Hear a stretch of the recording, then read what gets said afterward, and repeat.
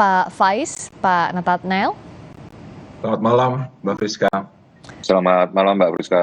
Selamat malam untuk Pak Faiz. Kami ucapkan turut berbelasungkawa sedalam-dalamnya untuk keluarga. Terima kasih banyak atas waktunya, Pak Faiz.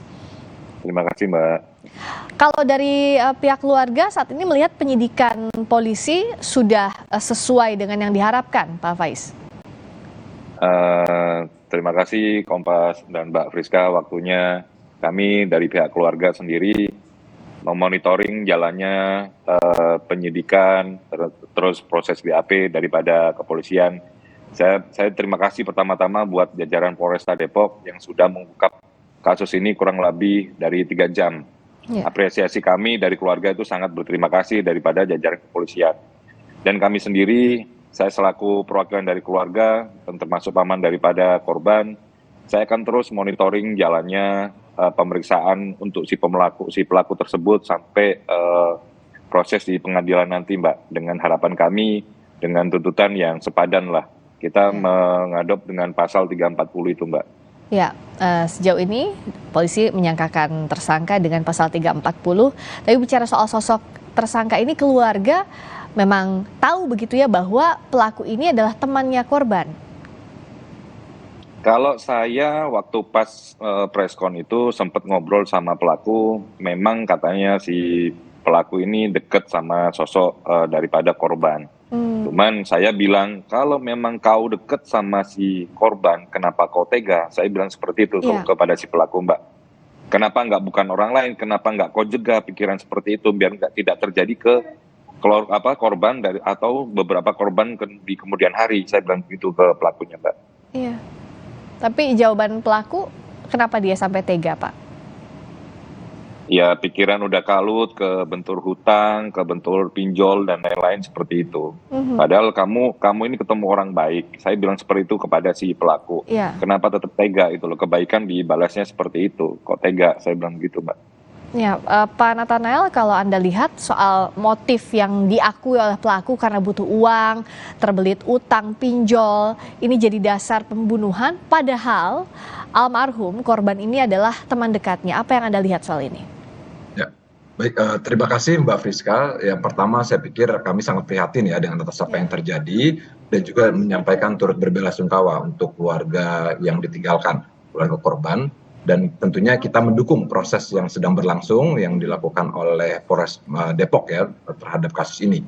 Nah, yang pertama saya pikir ada beberapa hal yang menarik dari kasus yang sedang berlangsung ini. Kami memang belum melakukan secara langsung pemeriksaan psikologi forensik, tetapi saya pikir ini menjadi sangat mendesak untuk segera dilakukan untuk kita memahami apa yang sebenarnya terjadi, tidak hanya dalam rangka penegakan kasus ini saja, penegak hukum kasus ini, tapi juga dalam upaya untuk memahami dan mencegah kasus-kasus seperti ini lagi bisa terjadi di masa yang akan datang.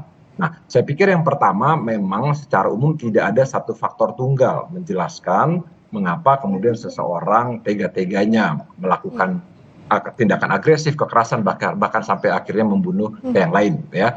Nah, memang saat ini kami juga dari beberapa kasus yang terjadi belakangan ini ada salah satu faktor yang bisa dikatakan menjadi trigger atau menjadi tekanan ya, yaitu kaitannya dengan kesulitan ekonomi, secara khusus kasus-kasus berkaitan dengan hutang, berkaitan dengan pinjaman online. Nah, ini sekarang ini mengemuka, ada beberapa kasus, tidak hanya kasus ini saja ya. Nah, pada kasus-kasus pembunuhan ya, dalam pemeriksaan psikologi forensik kami mencoba mengidentifikasi apa saja faktor-faktor resiko yang meningkatkan kerentanan pada individu tersebut untuk dia melakukan tindakan pembunuhan tersebut. Karena pada dasarnya setiap orang memiliki potensi. Setiap orang siapapun itu, pendidikan tinggi, rendah, status sosial ekonomi, dia memiliki resiko untuk melakukan tindakan agresivitas yang kemudian berlanjut kekerasan, bahkan sampai kemudian pembunuhan. Nah, itu yang pertama. Sehingga penting untuk kita memotret apa saja faktor-faktor resiko yang ada pada diri seseorang. Ya.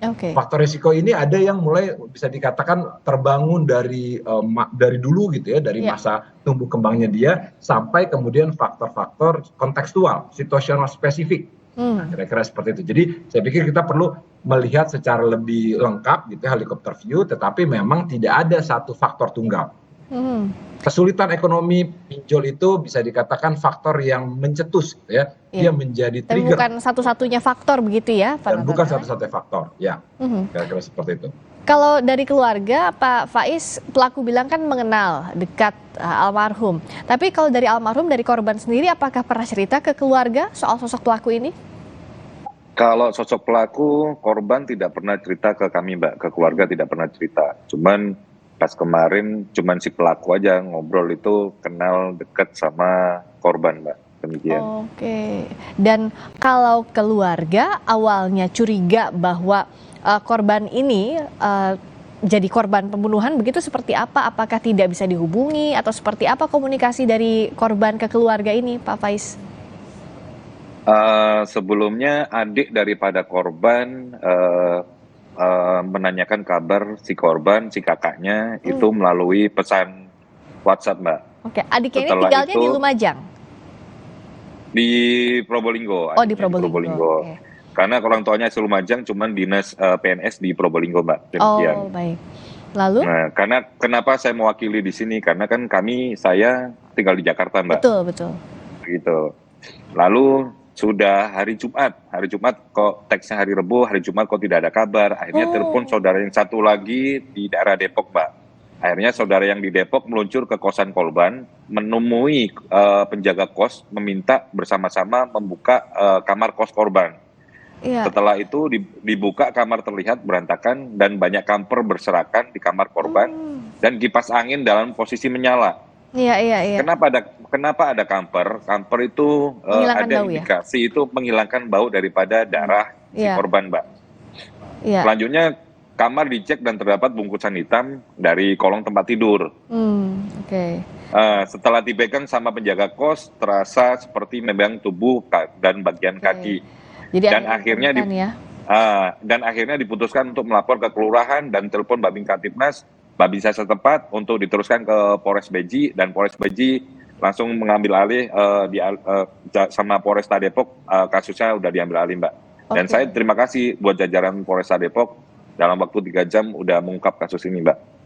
Dan kalau bicara korban yang bercerita kepada keluarga, tidak pernah ada cerita bahwa misalnya ada masalah dengan temannya atau sebagainya begitu, Pak Faiz? Kalau permasalahan tidak pernah, Mbak. Alhamdulillah seperti itu. Alhamdulillah. Karena kan si korban sendiri itu kan memang anaknya kan suka belajar online, suka Ya.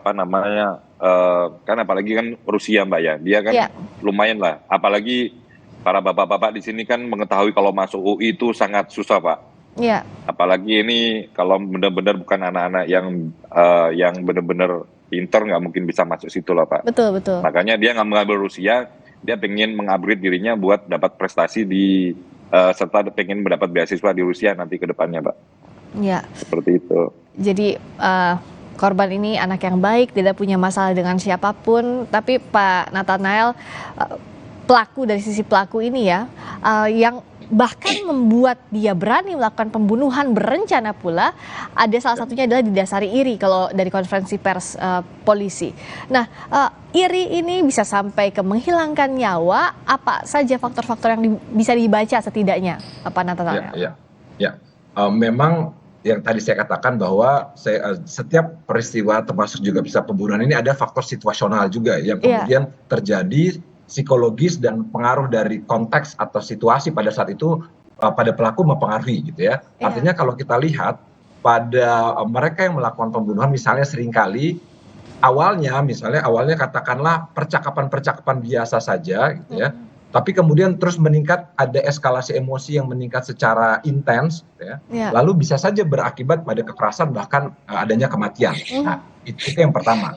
Nah, selain itu juga yang kedua, kita lihat bahwa pada peristiwa pembunuhan seringkali juga terjadi yang namanya proses katakanlah pengambilan keputusan pada pelaku ya.